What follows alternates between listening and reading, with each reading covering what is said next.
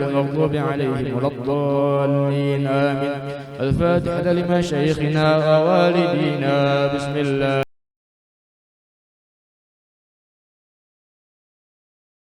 مالك يوم الدين. إياك نعبد وإياك نستعين. اهدنا الصراط المستقيم صراط الذين أنعمت عليهم غير المغضوب عليهم ولا الضالين. الفاتحة لجميع المؤمنين والمؤمنات والمسلمين والمسلمات. بسم الله الرحمن الرحيم. الحمد لله رب العالمين الرحمن الرحيم مالك يوم الدين. إياك نعبد وإياك نستعين. اهدنا الصراط المستقيم صراط الذين أنعمت عليهم غير المغضوب عليهم ولا الضالين آمين. الله لا إله إلا هو الحي القيوم لا تأخذه سنة ولا نوم له ما في السماوات وما في الأرض. من ذا الذي يشفع عنده إلا بإذنه يعلم ما بين أيديهم وما خلفهم ولا يحيطون بشيء من علمه إلا بما شاء. وسع كرسيه السماوات والأرض ولا يؤوده حفظهما وهو العلي العظيم. فالله خير حافظا وهو أرحم الراحمين. إن الله وملائكته يصلون على النبي يا أيها الذين آمنوا صلوا عليه وسلموا تسليما. اللهم صل وسلم وبارك على من اسمه سيدنا محمد صلى الله.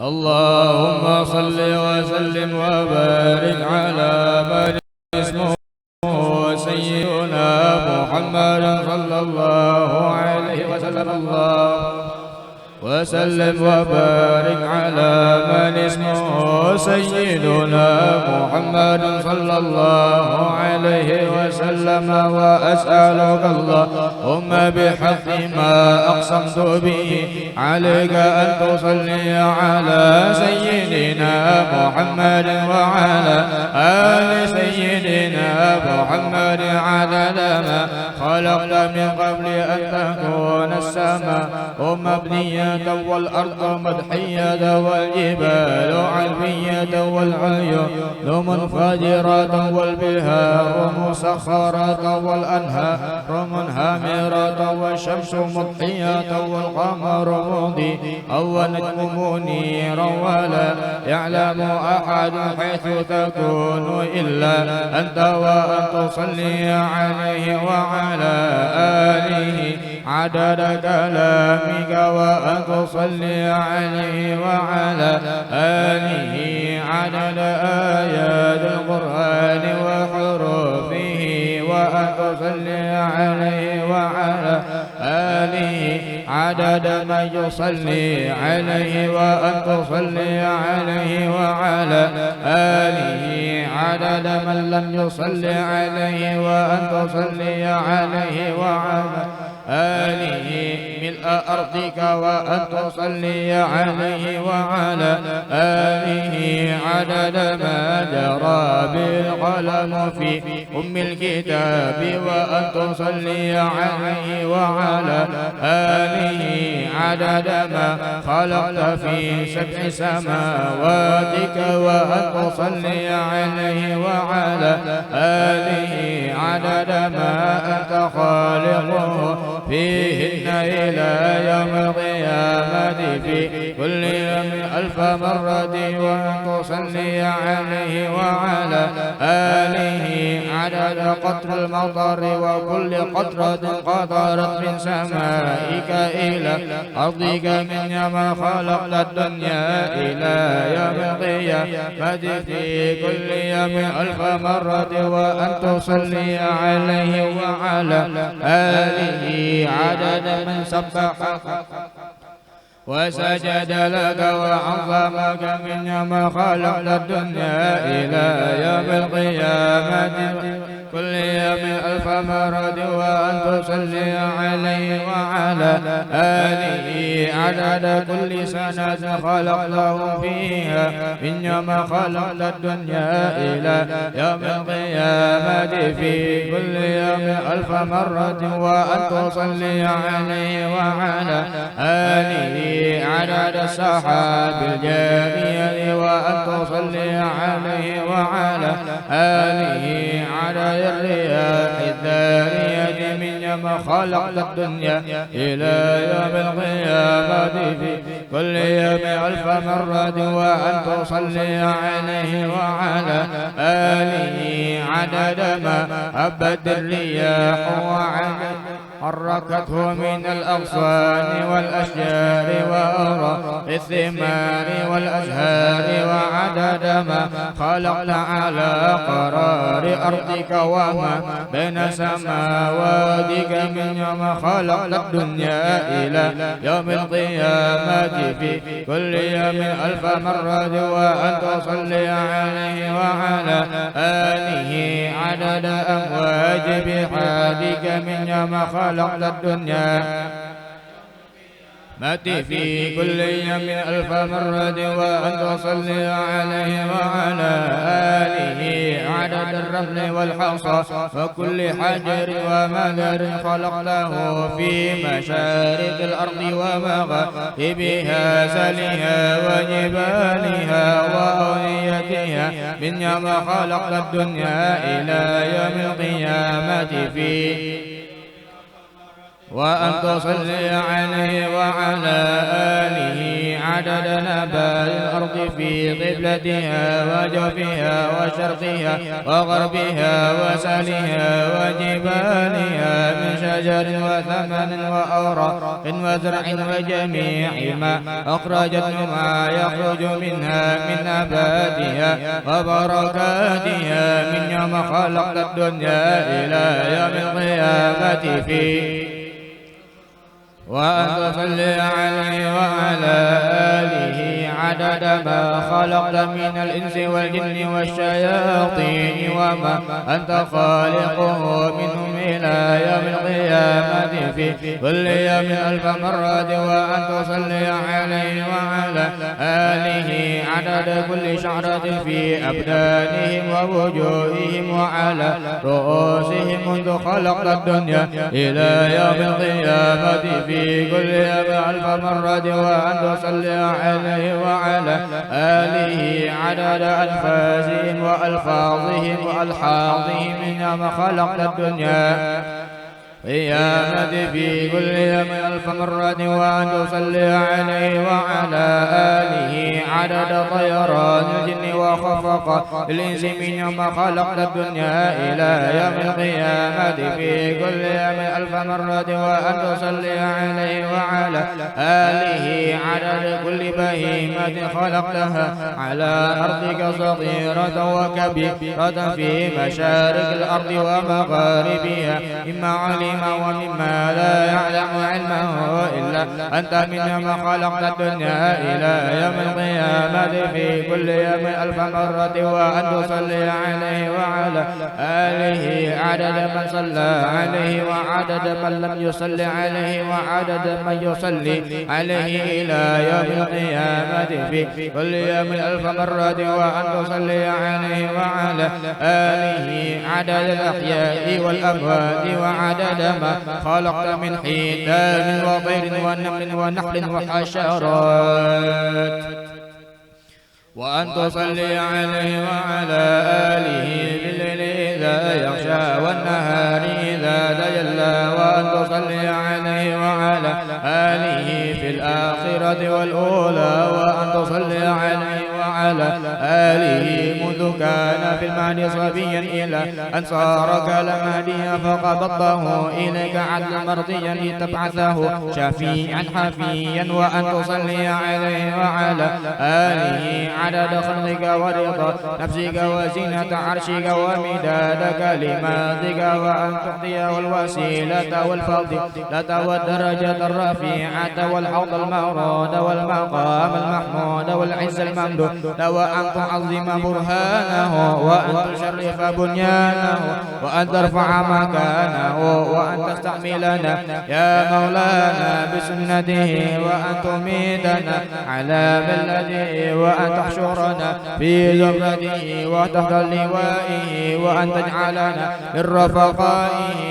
وأن توردنا عضه وأن تسقينا بكأسه وأن تدفعنا بمحبته وأن تتوب علينا وأن تعافينا من جميع البلاء والبلواء والفتن وما ظهر منا وما بطن وأن ترحمنا وأن تعفو عنا وتغفر لنا ولجميع المؤمنين والمؤمنات والمسلمين والمسلمات الأحياء والحمد لله رب العالمين وهو حسبي ونعم الوكيل ولا حول ولا قوة إلا بالله العلي العظيم اللهم صل على سيدنا محمد وعلى آل سيدنا محمد ما سجعت الحمائم وحمت الحوائم وسرحت البهائم ونفعت التمائم وشدت العمائم ونمت النوائم اللهم صل على سيدنا محمد وعلى آل سيدنا محمد ما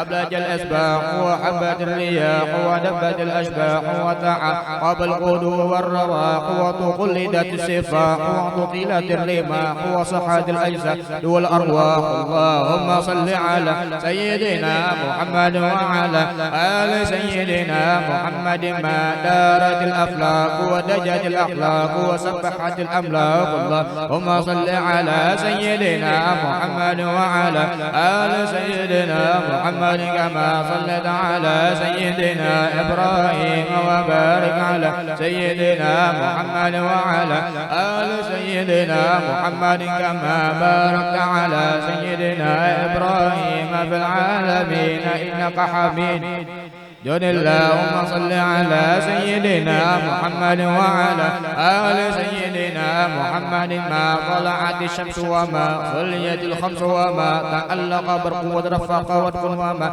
سبح رعد اللهم صل على سيدنا محمد وعلى آل سيدنا محمد من السماوات والأرض وملء ما بينهما وملء ما شئت من شيء بعد اللهم صل كما قام بعباء الرسالة واستنقذ الخلق من الجهالة وجاهد أهل الكفر والضلالة ودعا إلى توحيدك وقاص سدائد لشارع دينك فأعطه اللهم صله وبلغ مأموله وآته الفضيلة والوسيلة والدرجة الرفيعة وعد المقام المحمود الذي وعده إنك لا تخلف الميعاد اللهم واجعلنا من المتبعين لشريعته المتصفين بمحبته المهتدين بهديه وسيرته وتوفنا على سنته ولا تحرمنا فضل شفاعته واحشرنا في أتباعه الغر المحجلين وأشياعه السابقين وأصحاب اليمين يا أرحم الراحمين الله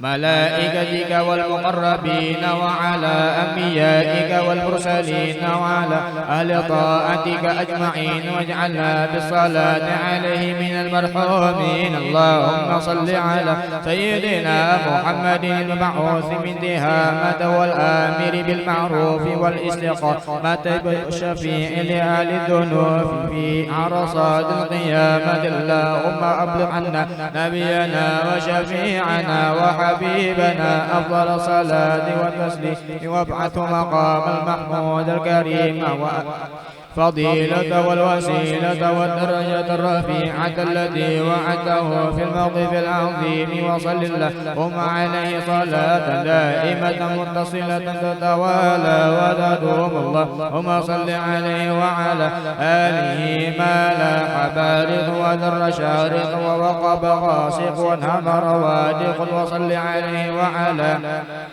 بالألوح والفضاء ومثل النجوم السماء وعدد القدر والحصى وصل عليه وعلى آله صلاة لا تعد ولا تصلى اللهم صل عليه زينة عرشك ومبلغ رضاك ومداد كلمة ومنتهى رحمتك اللهم صل عليه وعلى آله وأزواجه وذريته وبارك عليه وعلى وأزواجه وذريته كما صليت وباركت على سيدنا إبراهيم وعلى آل سيدنا فإنك حميد مجيد وجازه عنا أفضل ما جازت نبيا عن أمته واجعلنا من المهتدين بمنهج شريعته وهدنا بيده وتوفنا على ملته واشرنا يوم الفزع الأكبر من الآمنين في زمرته وأمتنا على حبه وحب آله وأصحابه وذريته. اللهم صل على سيدنا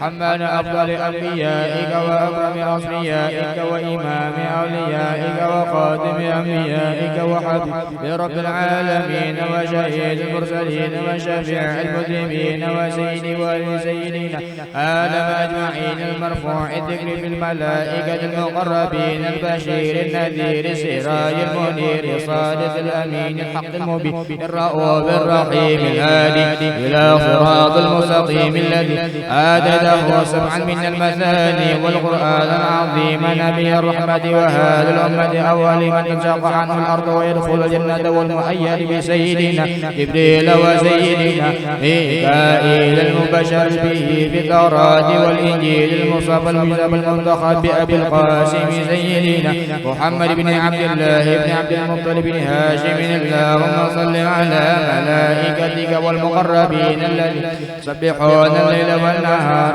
لا يفترون ولا يعصون الله ما أمرهم ويفعلون ما يؤمرون. اللهم وكما صفيتهم سفراء إلى رسلك وأمنا على وحيك وشهداء على خلقك وخرقت لهم كن فحجبك وأطلعتهم على مكنون غيبك واخترت منهم خزنة لجنتك وحملت عرشك وجعلتهم من أكثر جنودك وفضلتهم على الورى وأسكنتهم السماوات العلى ونزلتهم عن المعاصي والدناءة وقدستهم عن النقائص والآفات. فصل عليهم صلاة دائمة تزيدهم بها فضلا وتجعلنا باستغفارهم بها آله. اللهم صل على جميع أنبيائك ورسلك الذي شرحت صدورهم وأودعتهم حكمتك وتوقتهم نبوتك وأنزلت عليهم كتبك وهديت بهم خلقك ودعوا إلى توحيدك وشوقوا إلى وعدك وخوفوا من وعيدك وأرشدوا إلى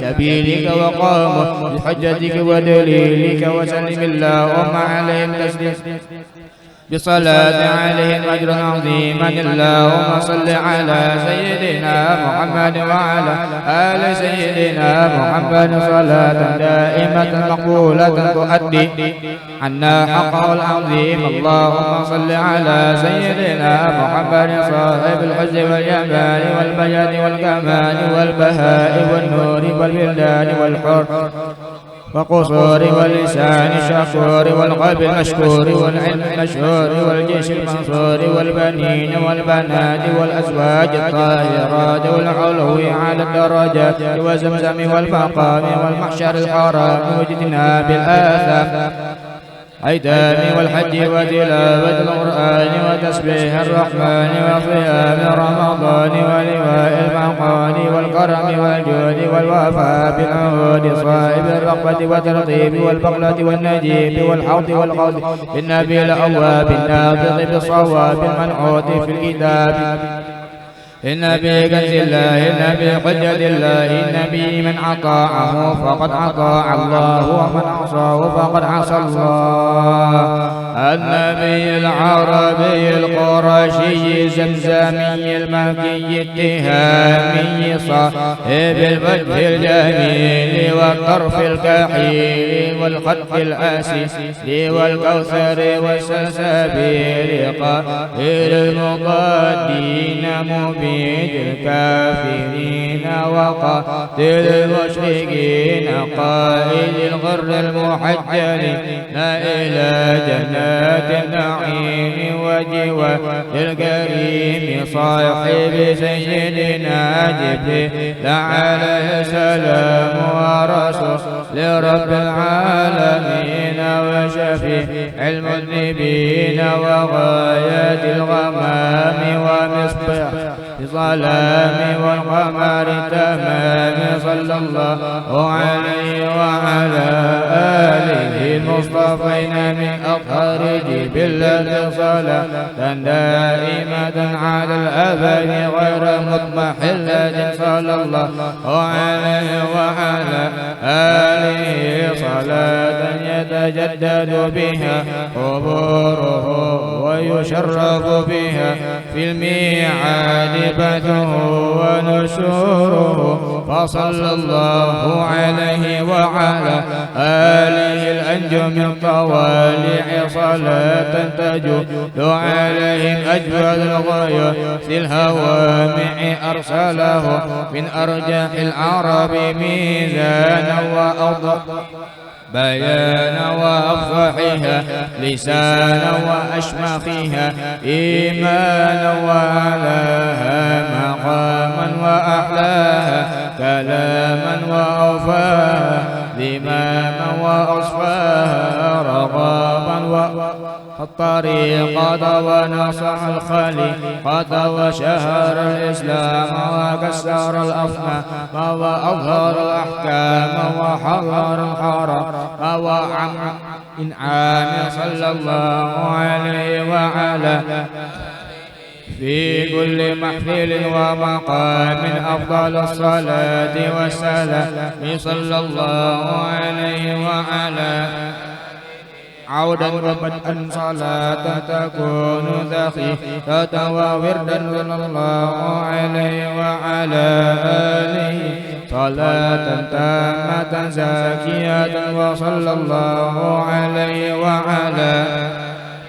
صلاة يتبعها روح وريحان ويعقبها مغفرة والرضوان وصلى الله على أفضل من قاب منه النجار وسمى به الفخار واستنارت بالنور جبينه الأقمار وتضاءلت عند جود يمينه الغمائم والبحار سيدنا ونبينا محمد الذي بباهر آياته أضاءت الأنجاد والأقوار بآياته نطق الكتاب وتواترت الأخبار صلى الله عليه وعلى آله وأصحابه الذين آجروا لنصرته ونصروه في هجرته فنعم المهاجرون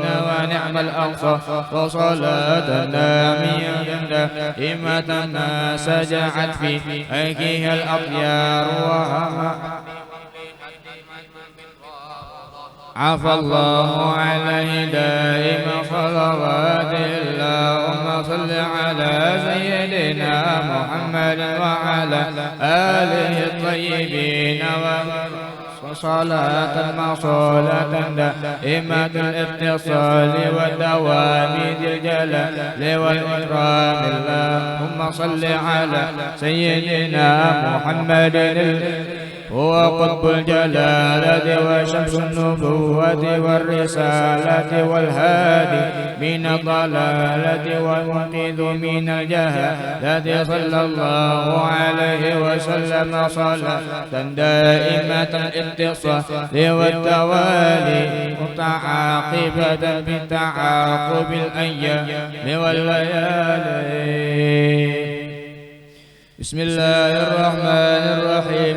اللهم اشرح بالصلاة عليه صدورنا ويسر بها أمورنا وفرج بها همومنا واكشف بها غمومنا واغفر بها ذنوبنا واقض بها ديوننا وأصلح بها أحوالنا وتقبل بها توبتنا واغفر بها حوفتنا وانصر بها حجتنا وطهر بها ألسنتنا وآنس بها وشهدنا وارحم بها غربتنا واجعلها نورا بين أيدينا ومن خلفنا وعن أيماننا وعن شمائلنا ومن فوقنا ومن تحتنا وفي حياتنا وفي قبورنا واجنا ونجنا وظل بالقيامة عن رؤوسنا وثقل بها موازين حسنة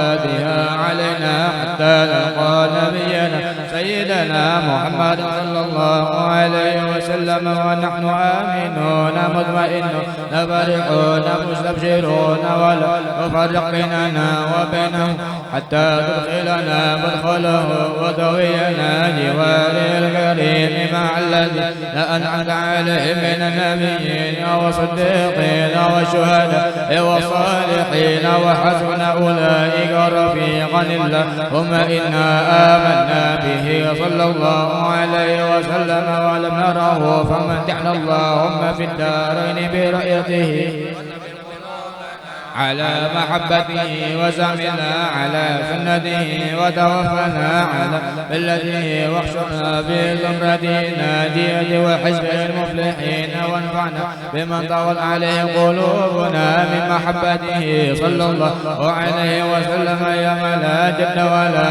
مال ولا بنين وأوجدنا حظ الأصفى واسقنا بكأس الأوفى ويسر علينا زيارة حرمك وحرمه من قبل أن يميتنا وأدم علينا الإقامة بحرمك وحرمه صلى الله عليه وسلم إلى أن نتوفى اللهم إنا نستشفع به إليك إذ وأرجو الشفعاء إليك ونقسم به عليك إذ وأعظم ونقسم بحقه عليك ونتوسل به إليك إذ وأقرب الوسائل إليك نشكو رب قسوة قلوبنا وكثرة ذنوبنا وطول آمالنا وفساد أعمالنا وتكاثلنا عن الطاعات وهجومنا على المخالفات فنعم المشتكى علينا وأنفسنا فانصرنا وعلى فضلك نتوكل في صلاحنا فلا لجنا إلى غيرك يا رب وإلى جناب رسولك صلى الله عليه وسلم نمسك فلا تبعدنا وببابك نقف فلا تطردنا وإياك نسأل تخيبنا اللهم ارحم تضر عنا وآمن خفنا وتقبل أعمالنا واجعل بطاعتك اشتغالنا وإلى الخير مآلنا وحقق بالزيادة آمالنا واختم بالسعادة آجالنا هذا ذلنا ظاهر بين يديك وحالنا عليك أمرنا فضربنا ونيتنا فرقبنا ولا يسعنا إلى عفوك فاعف عنا يا خير محمول وأكرم مسؤول إنك عفو والرحيم. وصلى الله على سيدنا محمد وعلى آله وصحبه وسلم تسليما والحمد لله. يا من يقوم مقام الحمد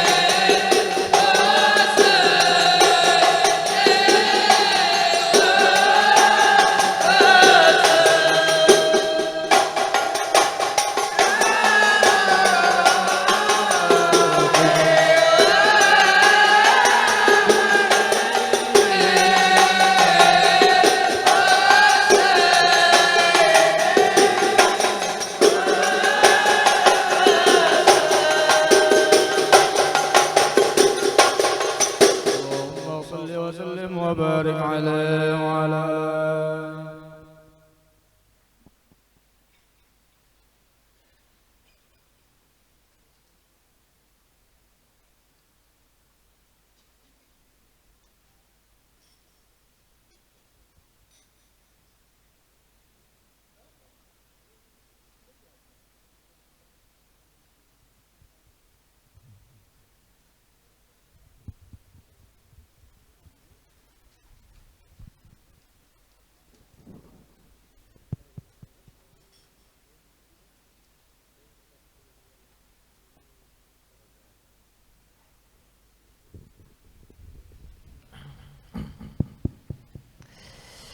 Assalamualaikum warahmatullahi wabarakatuh. Alhamdulillah wassalatu wassalamu ala Rasulillah Sayyidina Muhammad bin Abdullah wa ala alihi wa sahbihi wa mawalah, amma ba'du. Yang sama-sama ulun muliakan tamu mulia kita Al-Habib Ali bin Muhammad bin Syihab, dan di rombongan beliau Al-Habib Farid bin Ibrahim As-Segaf dan Habib Husin As-Segaf dan habaib-habaib yang lainnya yang tidak bisa ulun sebutkan satu persatu namanya, namun tidak mengurangi rasa hormat dan ta'zim ulun kepada pian barataan. Alhamdulillah, kita sama-sama bersyukur kepada Allah Subhanahu wa taala. Di malam ini kita dikumpulkan di majelis yang penuh berkah dan rahmat ini. Mudah-mudahan segala hajat kita dikabulkan oleh Allah Subhanahu wa taala, segala urusan kita dimudahkan oleh Allah Subhanahu wa taala, dan mudah-mudahan Allah Subhanahu wa taala selalu meridhai kita, merahmati kita, dan mudah-mudahan Allah Subhanahu wa taala nantinya memberikan kita husnul khatimah dan memberikan kita syafaat baginda kita Rasulullah sallallahu alaihi wasallam.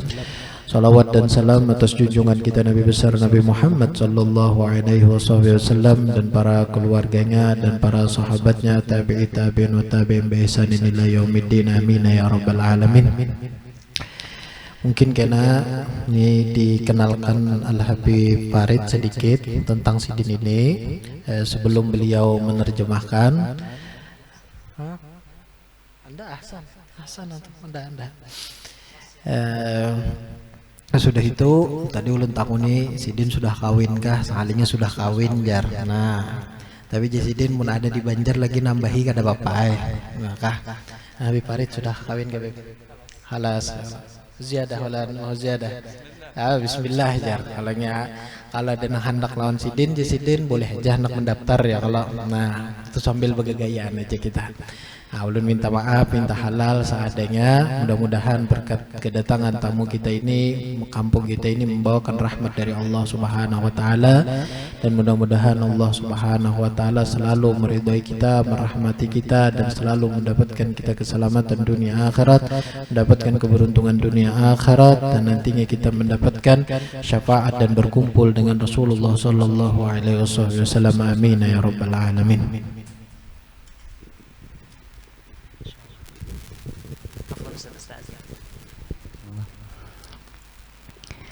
Assalamualaikum warahmatullahi wabarakatuh. Alhamdulillah, wassalatan wassalaman ala sayyidina Rasulillah wa ala alihi wa sahbihi wa man sara ala darbihi ila yaumi liqah, wa la hawla wa la quwata illa billah. Puja dan syukur selalu kita panjatkan kehadirat Allah Subhanahu wa taala atas limpahan rahmat, kasih sayang, taufik, hidayah, inayah, salam senantiasa kita haturkan kepada Nabi besar Muhammad SAW, kemudian kepada keluarga, sahabat, kerabat, tabi'in wa tabi'at ila yaumiddin. Adapun setelah itu maka kita bersyukur di kesempatan yang mulia ini dapat menghadiri majelis ilmu yang mulia bersama guru kita dan para habaib yang dimuliakan oleh Allah Subhanahu wa taala. Dan di samping itu kita kedatangan tamu mulia dari Tarim Hadramaut, yaitu Sayyidi Syarif Al-Habib Ali bin Muhammad bin Ali bin Syihabuddin. Beliau belajar terutama dengan Al-Habib Abu Bakar Al-Haddar, Al-Habib Abu Bakar Al-Haddar wa ibnu wa ibnu akh. Beliau adalah sepupu daripada Al-Habib Muhammad Al-Haddar Baydha. Maka beliau lebih banyak menghabiskan waktu dengan sepupu daripada Al-Habib Muhammad Al-Haddar.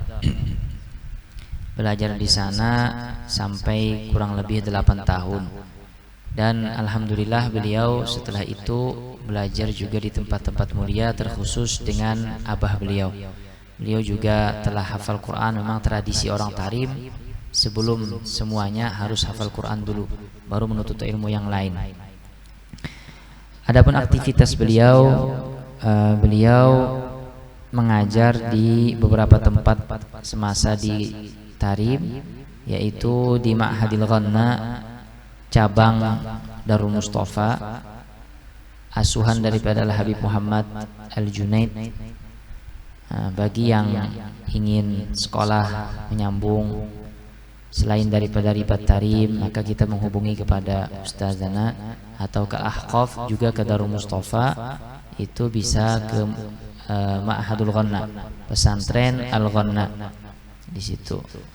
Mungkin di Solo agak susah karena di sana sistemnya itu 2 tahun belajar di sana. Setelah 2 tahun, kalau normal perjalanan menuntut ilmunya, artinya naik terus, orangnya lumayan berprestasi, maka bisa menyambung ke Darul Mustafa. Karena Darul Mustafa ini tempatnya sudah tidak memungkinkan lagi, dan kalau dibangun di atas mungkin pondasinya tidak mampu untuk meningkat, maka solusinya ialah kalaunya ada tempat setelah 2 tahun tersebut ada masih tempat kosong untuk santri baru, maka bisa diurus untuk masuk ke Darul Mustafa dan tidur di sana. Kalaunya tidak ada tempat lagi, maka Ma'hadul Ghanna ini memiliki 2 gedung. Yang pertama yang di Suktarim, Suktarim dari Masjidil Muhdhar, Kudam, di depan Masjidil Muhdhar. Dan punya gedung juga di belakang Darul Mustafa dekat Maktabun Nur. Di situ ada juga gedung Al-Ghanna. Nah, bagi yang belajar setelah menyelesaikan 2 tahun, maka nginapnya tetap di Al-Ghanna, tapi belajarnya, aktivitas pendidikannya itu di Darul Mustafa. Sama juga ada Lisanul dan yang lainnya. Yang nginapnya di tempat situ, tapi belajarnya di Darul Mustafa setelah 2 tahun. Juga beliau aktif mengajar di Darul Hadis asuhan Al-Habib Alwi bin Syihab, dan juga di Darul Hadis asuhan daripada Syekh Yasir Asy-Syuhairi. Dan aktivitas beliau banyak dalam qismul lughah, juga fikih dan yang lain sebagainya. Ala kulli hal, sekalipun muda tetapi berprestasi. Tetapi seperti yang mutarjim, sekalipun tua tetapi kurang prestasi. Allah yastur lana wa lakum. Amin ya rabbal alamin. Ala kulli hal, beliau juga mengambil qiraat dan khatam Al-Quran dengan Syekhu Al-Qura fi Tarim, yaitu Al-Habib Ali bin Abdullah Al-Idris. Dan beliau mengambil daripada beliau 4 qiraat. Wa akhukum kamilan al-ashr. Masyaallah, insyaallah tukamil. Yakumullah. Kata beliau mengambil ilmu qiraat dengan Al-Habib Ali bin Abdullah Al-Idrus. Pernah juga ke tempat kita beberapa kali, alhamdulillah. Beberapa waktu lalu, mungkin sebulan yang lalu, beliau sempat ke sini. Maka itulah biografi singkat daripada Habib kita yang bungas, yang lebih bungas daripada mutarjim. Mudah-mudahan semuanya diberikan inayah oleh Allah Subhanahu wa taala. Amin ya rabbal alamin. Wal afu minkum.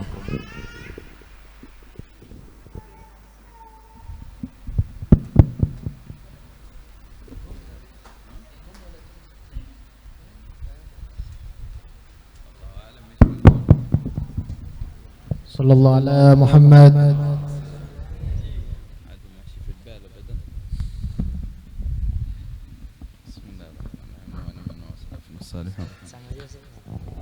Assalamualaikum warahmatullahi wabarakatuh.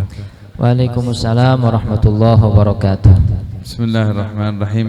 الحمد لله رب العالمين، ونصلي ونسلم على سيدنا محمد سيد الأولين والآخرين وقائد الغر المحجلين إلى جنات النعيم. رب اشرح لي صدري ويسر لي أمري واحلل عقدة من لساني يفقه قولي. Beliau memulai kajian pada malam hari ini dengan mengucapkan bismillah, alhamdulillah, salawat serta salam kepada Nabi besar Muhammad sallallahu alaihi wasallam, pemimpin daripada yang pertama dan yang terakhir, dan beliau juga orang yang membawa para sahabat-sahabatnya agar menduduki surga Allah Subhanahu wa taala, dan beliau juga berdoa untuk melapangkan hati, mempermudah ucapan sehingga kita semua dapat memahami dan menerima apa yang akan disampaikan oleh beliau. Wa nahmadullah subhanahu wa ta'ala an waffaqana wa iyyakum li huduri majalis al-ilm, majalis al-khair, haitsu qala Nabi sallallahu alaihi wa alihi wasallam, man yuridillahu bihi khairan yufaqihuhu fid din. Kita bersyukur kepada Allah Subhanahu wa taala yang telah memberikan kita taufik khusus pada malam hari ini untuk menghadiri majelis ilmu, majelis kebaikan. Karena Nabi sallallahu alaihi wasallam bersabda, barang siapa yang Allah menghendaki kepada seorang hambanya akan kebaikan, maka Allah Subhanahu wa taala menjadikannya orang yang faham akan agama. والنبي صلى الله عليه وآله وصحبه وسلم قال في الحديث يفقهه في الدين، والمعنى واسع. الدين يشتمل على الإيمان والإسلام والإحسان، فليس خاص فقط بعلم الفقه. Nabi besar Muhammad SAW dalam hadis tersebut menyatakan seseorang yang dikehendaki Allah kebaikan memahami dalam agama, maka faham agama itu maknanya luas, baik itu Islam atau iman atau ihsan, bukan hanya terfokus kepada ilmu fiqih.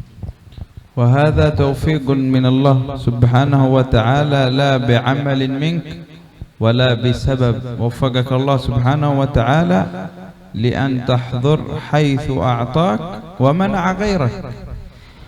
Maka ini adalah karunia daripada Allah Subhanahu wa taala yang memberikannya kepada kita tanpa ada kebaikan sedikit pun pada diri kita.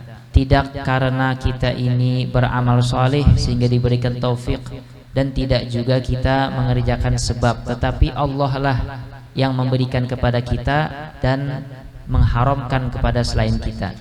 ويكفي الواحد عندما يحضر إلى مجالس الخير حتى لو لم يستفد منفعة أو فائدة، يكفي من حضوره أنه يحفظ نفسه وسمعه وبصره في ذلك الوقت عن فعل الحرام أو النظر الحرام أو السماع إلى الحرام. Cukup bagi seseorang menghadiri majelis ilmu sekalipun dia mungkin tidak memahami akan ilmu yang disampaikan atau tidak kembali dengan faidah yang diambil olehnya dalam majelis tersebut, tetapi dia telah mendapatkan kemuliaan besar, yaitu tatkala hadir majelis dia telah menjaga pendengarannya, menjaga penglihatannya daripada melihat dan mendengar yang haram. Wa aidan ولا يحضر الواحد لكي ما يحصل على الفائدة. نعم هذا فائدة عظيمة تحفظ نفسك، لكن أيضا تتزود، تزودوا فإن خير الزاد التقوى. ما هو تحضر كل مجلس بس لكي تحفظ نفسك من، لا، أيضا تستفيد ما يلقى في المجلس من الفائدة من العلم، لأن الإنسان أو المؤمن دائما في ازدياد في الأعمال الصالحة، في الإيمان، في التقوى، في الطاعات. Tetapi sayogianya bagi kita yang hadir majelis ilmu tidaklah hanya sebatas untuk mendapatkan keberkahan majelis, tetapi kita harus juga menambah, menjadikan bekal ilmu yang kita dapatkan di majelis tersebut agar kita dapat bertakwa kepada Allah Subhanahu wa taala, menambah keimanan kita kepada Allah Subhanahu wa taala. فليحرص الواحد منا ولو تعلم الشيء القليل، سمع في الأسبوع الواحد سمع فائدة وحرص بنفسه أن يعمل بتلك الفائدة. من عمل بما علم أورثه الله علم ما لم يعلم. Maka seharusnya bagi kita tatkala mendengarkan suatu faidah sekalipun sedikit, mungkin seminggu sekali, kita harus berusaha untuk mengamalkannya. Karena dikatakan barang siapa mengamalkan ilmu yang dia ketahui, maka Allah akan memberikannya ilmu yang tidak diketahui. Wa alamat naf'il ilm al-amal bil ilm. Dan tanda seseorang itu mendapatkan manfaat daripada ilmu yang dia miliki ialah dia dapat mengamalkannya. Wa aidan dzukira an sayyidina Isa alaihi salam annahu qala man ta'allama wa 'allama wa 'amila bima 'alim يكتب في ملكوت الله عظيم، يكتب ويشتهر اسمه عند أهل السماوات بالعظمة بالفخر عند الله سبحانه وتعالى لأنه تعلم وعلم وعمل بما علم. Dan Sayyidina Isa alaihi salamullah diriwayatkan bahwasanya beliau berkata, barang siapa belajar ilmu dan mengajarkannya kepada orang lain serta mengamalkan ilmu tersebut, maka dia ditulis di tempat yang mulia di hadapan para malaikat sebagai orang yang besar. Wa aidan al-insan nafsuhu la tastati' al-ibadah bisur'ah illa bi-ish بالممارسة وبالتدرب. فيكفي لو تستفيد في المجلس الواحد فائدة واحدة وتدرب نفسك وتعود نفسك على هذه الفائدة وعلى هذه السنة التي تعلمتها في هذا المجلس أسبوع كامل، ما شاء الله ما يأتي الأسبوع الآخر أو المجلس الآخر إلا وكانت هذه الفائدة التي تعلمتها صارت من ضمن عادتك وصارت عليك سهلة لا تتعب نفسك منها. Seseorang tidak bisa mengamalkan suatu ilmu langsung menjadi tradisi bagi dirinya. Tidak segampang itu. Tetapi seseorang itu untuk mengamalkan sesuatu harus memulai dengan hal yang sedikit. Dimulai dengan hal yang sedikit, dia usahakan setiap hari istiqomah dalam mengerjakannya, maka insya Allah akan datang suatu waktu dia ibadah tersebut seperti adah, sudah menjadi kebiasaan sehingga tidak ada kelapahan dalam mengerjakan demikian dan tidak ada capek lagi. Naam, yadhkurun annahu kana rajul yati min Qasam. Hadha Qasam mantiqa yab'ad min Tarim يمكن ساعة أو ساعة إلا ربع، وكان يأتي يحضر مدرس في الرباط، الله أعلم من قسم أو من عينات، المهم هو يأتي من مكان بعيد يحضر المدرس في الرباط. هذا مدرس الرباط في صباح السبت وصباح الأربعاء. وهذا الرجل كان أعمى، ولكن يأتي مع ابنته صغيرة يقوده أو تقوده ابنته لحضور المدرسة. وفي يوم من الأيام وهو ذاهب من بيته إلى المدرسة وكان في الطريق، فأكرمكم الله طرأ عليه مسألة الحاجة، يريد يقضي حاجته. فلما أراد أن يقضي حاجته تقول له ابنته اصبر، أولا إيش بأدك الأرض لكي يظهر التراب، لكي عندما تقضي الحاجة ما يرجع إليك الرذاذ عند قضاء الحاجة. فقال لها عجيب، من فين هذا الفائدة؟ فقالت له سمعتها من المدرسة. فقال لها خلاص هذا يكفي نرجع. فحصلت الفائدة. فيكفي الإنسان لو يستفيد في اليوم فائدة واحدة، لأن بالطبع طبع البشري طبع النفس ما تستطيع، هي ما تتعود العبادة الكثير، وأنت في يوم وليلة ما شاء الله تريد تكون مثل العابدين والأولياء الصالحين. النفس تمل، الشيطان ونفس الهوى كله، لكن تعود النفس قليلا قليلا. Diceritakan bahwasanya ada seorang lelaki dari Qasam atau Inat. Dia itu seorang yang sudah tua dan sudah tidak melihat lagi. Biasanya beliau rutin menghadiri kajian di Ribat, di Madras di Ribat, yaitu pagi Ahad dan pagi Rabu. Sabat. Pagi Sabahus Sabat wal Arbi'a. Pagi Sabtu dan pagi Rabu. Biasa yang membawa beliau itu ialah putri beliau, yang membawa beliau sampai ke Ribat untuk belajar, untuk menghadiri majelis umum.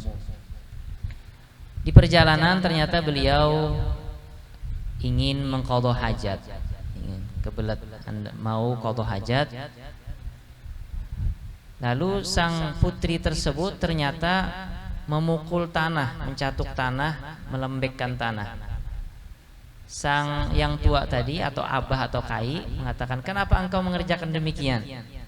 Kata sang putri, "Karena seperti inilah yang aku dengar daripada madras." Lalu kata sang beliau, kata yang orang tua tadi, "Sudah cukup satu faidah kita dengarkan, maka sudah kita pulik." Nah, jadi cukup satu faidah yang kita dengarkan tetapi diamalkan, maka insya Allah akan menyelamatkan kita. Karena tabiat manusia ini tidak mampu mengerjakan amal langsung satu hari langsung banyak. Ingin seperti ulama yang abidin, ahli ibadah, dia mau mengerjakan dalam satu malam, mengerjakan ibadah banyak. Itu tidak sanggup nafsu kita, karena sifat nafsu itu cepat bosan. Maka mulai dengan pelan-pelan, sedikit-sedikit. نعم وكثير من الناس في وقتنا هذا ابتلوا أو يشتكي من عدم المقدرة كيف يربي ابنه. يمكن في بعض العبادات لا يأتي بها على الوجه الصحيح، ما يحضر مجلس علم وما يحضر عند المشايخ والأساتذة، وثم يريد يربي ابنه التربية الصالحة، يريد يعمل العبادة الصحيحة وهو ما يحضر هذه المجالس. كيف يكون له ذلك وهو لم يتعلم ولم يكلف نفسه الحضور إلى هذه المجالس؟ Banyak di antara orang tua yang mengeluh kesulitan mendidik anaknya, dan banyak yang mengeluh akan ibadah anaknya, mengajari anaknya agak susah. Bagaimana mau dimudahkan mendidik anak sedangkan dirinya tidak memaksakan dirinya untuk hadir majelis-majelis ilmu dan membawa anaknya? Maka susah bagi seorang ayah, bagi orang tua untuk mendidik anak jika dia tidak rutin menghadiri majelis ilmu. Al-walad ينظر ماذا يعمل أبوه، ينظر ماذا يعمل أمه. ما شاء الله أمه وأبوه على الاستقامة، حضور مجالس الخير، صلوات الجماعة، قراءة قرآن، أذكار. الولد ينشأ على ما عوده أبوه، لكن أبوه وأمه ما يحضر مجالس العلم. نسأل الله السلامة والعافية. يمكن في البيت ما يقرأ القرآن، فبطبيعة الحال الولد ينشأ على البيئة التي عاش عليها. Jikalau orang tua malas hadir majelis ilmu, maka apakah bisa anaknya rutin untuk hadir majelis ilmu? Itu sangat susah. Nah, kalaunya kita yang sebagai orang tua tidak hadir majelis ilmu, tidak mau memberikan contoh yang baik, maka susah. Jikalau orang tua tidak mau baca Quran, tidak hadir sholat berjamaah, tidak mau berzikir, maka susahlah mendidik anaknya untuk melaksanakan demikian. Karena seorang anak itu dia melihat, terdidik dengan perilaku orang tuanya. Dia itu terdidik dengan kebiasaan, dengan didikan-didikan orang tua. لأنه بتربيتك لولدك إما يكون هذا الولد صدقة جارية لك تحصل على الأجر بعد وفاتك وفي حياتك، أو يكون نقمة عليك إذا لم يتربى التربية الصالحة تحصل على الآثام حتى بعد ما تموت. إذا مات ابن آدم انقطع عمله إلا من ثلاث وذكر منها أو ولد صالح يدعو له، فكيف إذا كان يدعو عليه؟ نعم. Dengan pendidikan yang baik, maka seorang anak itu menjadi sedekah jariyah bagi orang tuanya. Tetapi sebaliknya, kalaunya anak tersebut tidak dididik dengan didikan yang baik, bahkan dididik dengan didikan yang buruk, maka anak tersebut menjadi jariyah keburukan untuk orang tuanya. Sehingga disebutkan di dalam hadis, seorang manusia itu jika meninggal dunia maka terputuslah seluruh amalnya terkecuali 3 perkara. Di antaranya Nabi menyebutkan, yaitu anak yang soleh yang senantiasa mendoakan kedua orang tuanya yang baik. Tapi bagaimana kalau ternyata terjadi sebaliknya, meninggalkan anak yang senantiasa mendoakan keburukan untuk orang tuanya? لهذا احرص أيها المؤمن أيها المؤمنة أيها الأخت أيها الأخ، احرص على حضور مجلس علم يكون مستمر، لأن هذا من الجهاد، أعظم من الجهاد بالسيف. يقول النبي صلى الله عليه وسلم عندما رجع من أحد الغزوات: رجعنا من الجهاد الأصغر إلى الجهاد الأكبر. لهذا الشيطان حريص أن يشغلك على عدم الحضور. أنت ما شاء الله يكون عندك نية للحضور، يأتي الشيطان: أوه هذا موجود مشكلة كذا كذا، هذا موجود شخص يطلبك لتحضر إلى العرس، هذا موجود شخص فيكون هذا يوم المجلس، هذا يوم خاص لطلب العلم. تعرف أن الشيطان حريص من خرج في طلب العلم فهو في سبيل الله حتى يرجع، وهذا من أعظم الجهاد. فاعلم أن الشيطان حريص أن يمنعك من الحضور إلى المجلس. Maka kita sebagai orang yang beriman, beliau mengatakan, wahai para saudara-saudaraku baik daripada laki-laki dan perempuan, kaum muslimin dan muslimat, kita harus menjaga keistiqomahan kita dalam menghadiri majelis ilmu. Karena sesungguhnya majelis ilmu ini ialah jihad. Seperti disabdakan Nabi, seorang yang menuntut ilmu agama maka dia senantiasa dalam jihad fisabilillah sehingga dia balik ke rumahnya masing-masing. Nah, sebaliknya syaitan itu sangat peduli dalam memutuskan hubungan kita kepada Allah, dan dia sangat peduli, sangat haris untuk memutus kita daripada menuntut ilmu agama. Karena dia mengetahui bahwasanya dengan menuntut ilmu agama itu ialah perkara yang sangat baik. Maka tatkala kita menuntut ilmu agama, syaitan pun membisiki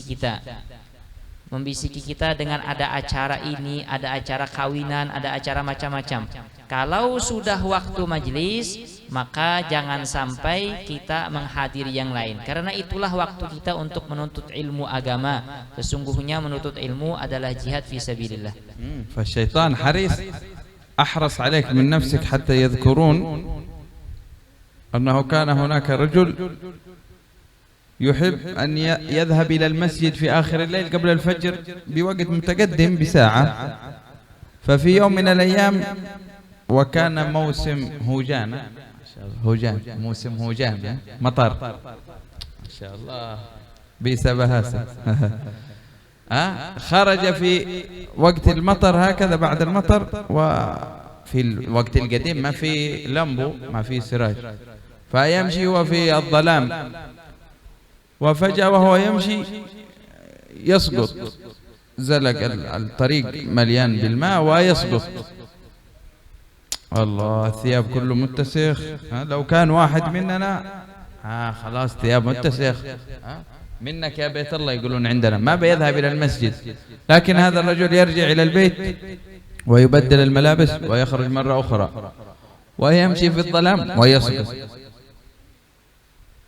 لا حول ولا قوة إلا بالله. يرجع إلى البيت ويبدل الملابس مرة ثالثة ويخرج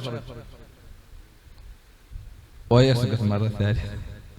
في المرة الرابعة عندما كان بيسقط إذ بشخص موجود معه إيش سراج ويمسكه قبل أن يقع على الأرض.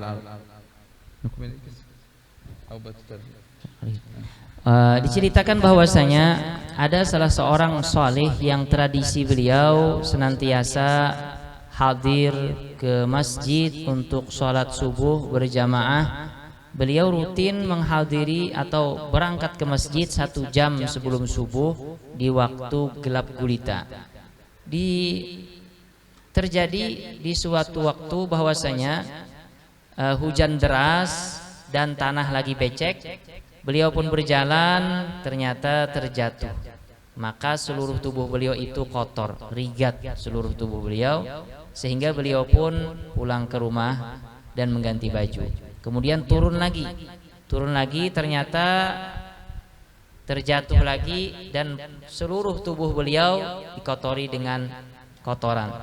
Kemudian kembali lagi, mengganti baju lagi, balik lagi, terjadi sama demikian. Sampai kali yang keempat, beliau hampir terpeleset, ternyata ada satu orang yang memegang tangan beliau dan menyelamatkan beliau daripada terjatuh. فأخذه هذا الشخص وقاده إلى المسجد، وعند باب المسجد ما شاء الله جزاك الله خير يدخل هذا الشخص الصالح إلى المسجد، لكن هذا الشخص ما يدخل. لماذا ما تدخل؟ لا أنا ما أستطيع أدخل. الله كيف؟ من ما يستطيع يدخل المسجد؟ لماذا أنت ما تستطيع تدخل المسجد؟ أنا الشيطان. كيف الشيطان هذا يحب الخير لي؟ يحملني من هذا الطريق إلى المسجد. قال المسألة أنك في المرة الأولى عندما سقطت غفر الله لك ذنوبك فرجعت إلى البيت، وعندما سقطت في المرة الثانية غفر الله لك ولأهل بيتك، وعندما سقطت في المرة الثالثة غفر الله لك ولأهل بيتك وللناس من حولك، وخفت إذا تسقط في المرة الرابعة أن يغفر الله لجميع المسلمين بسببك. شوف هذا من حرص الشيطان، فلا يظن الإنسان ما شاء الله هذا الشيطان يريد للطاعة. الشيطان حريص من حيث لا تحتسب ومن حيث لا تدري. Syaitan itu sifatnya sangat menginginkan keburukan kepada kita semua, baik kita itu mengetahui atau kita tidak mengetahuinya, sekalipun nampaknya kebaikan.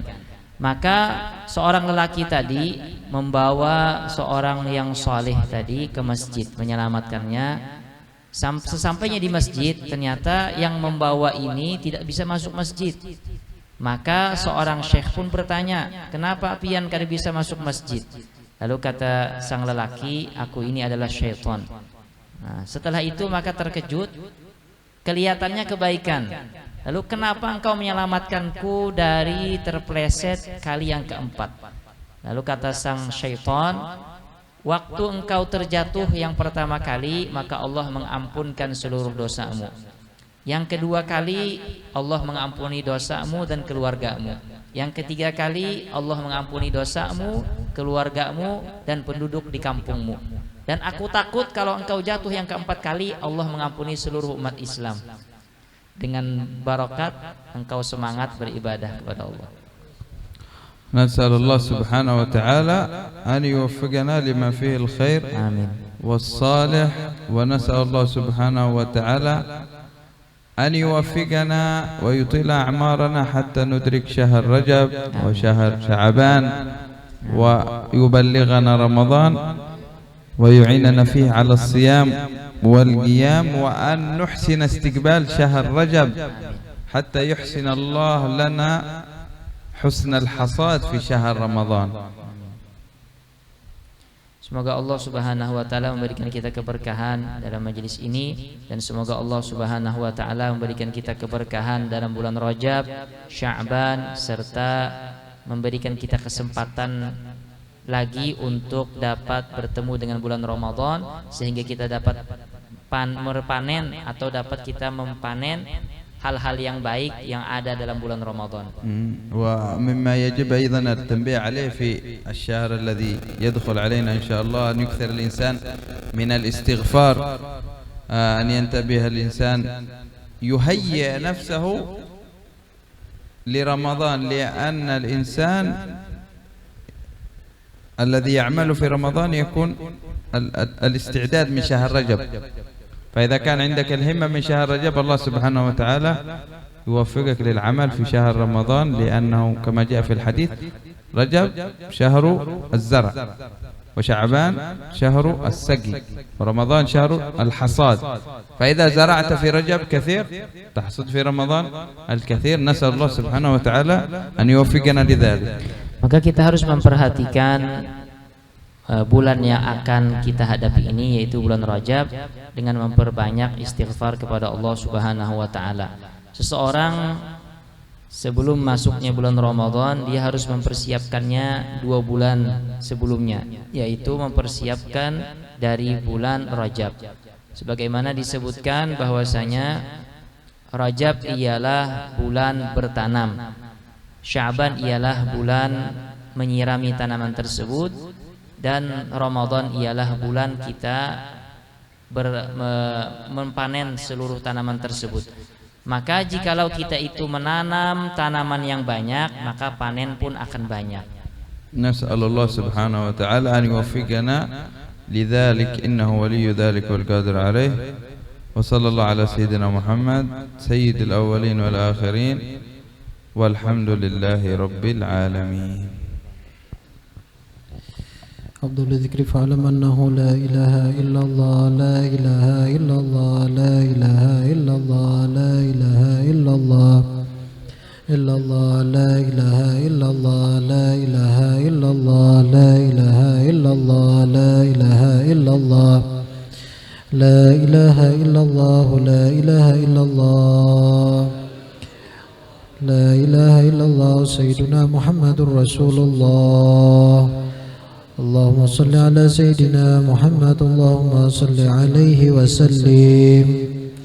اللهم صل على سيدنا محمد يا رب صل عليه وسلم.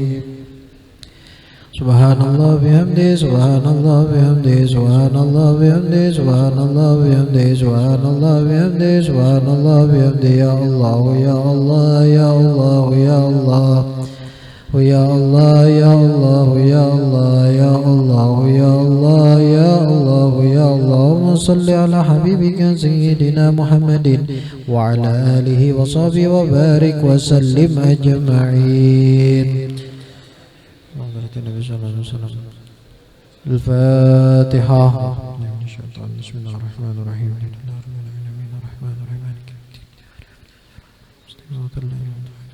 بسم الله الرحمن الرحيم. الحمد لله رب العالمين والصلاة والسلام على أشرف الأنبياء والمرسلين سيدنا مولانا محمد وعلى آله وصحبه أجمعين. اللهم أوصل واهدي وبلغ وتقبل ثواب وكرم من أهل الخيرات بفضلك إلى روح سيدنا محمد صلى الله عليه وسلم وآله والصحابة والقرابة والتابعين وتابعين بإحسان إلى يوم الدين. ثم إلى روح أربعة الأئمة المجتهدين ومكلم في الدين والعلماء العاملين والفقهاء والمحدثين والبروفيسورين وسادة الصوفية المحققين وتابعين بإحسان إلى يوم الدين.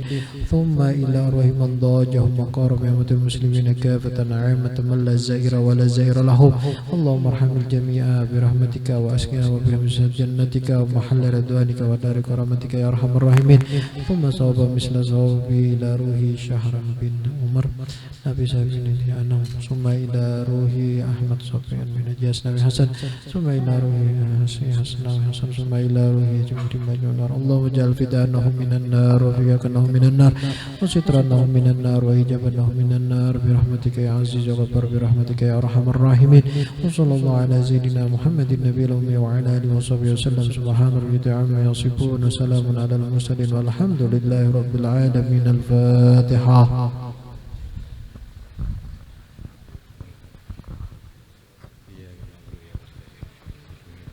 صراط الذين أنعمت عليهم. بسم الله الرحمن الرحيم. الحمد لله رب العالمين حمدا شاكرين حمدا نائما حمدا يوافي وكافي مجيدا. يا ربنا ارحمنا بكريم سلطانك.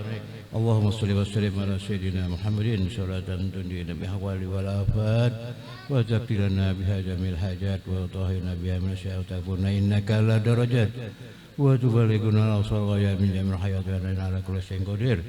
اللهم جملنا بالعافية والسلامة وكرة استقامة من إلى سماء الدعاء. ربنا آتنا في الدنيا حسنة وفي الآخرة حسنة وقنا عذاب النار. وصلى الله على سيدنا محمد أمي وعلى آله وصحبه وبارك وسلم. سبحان ربك رب العزة عما يصفون وسلام على المرسلين والحمد لله رب العالمين.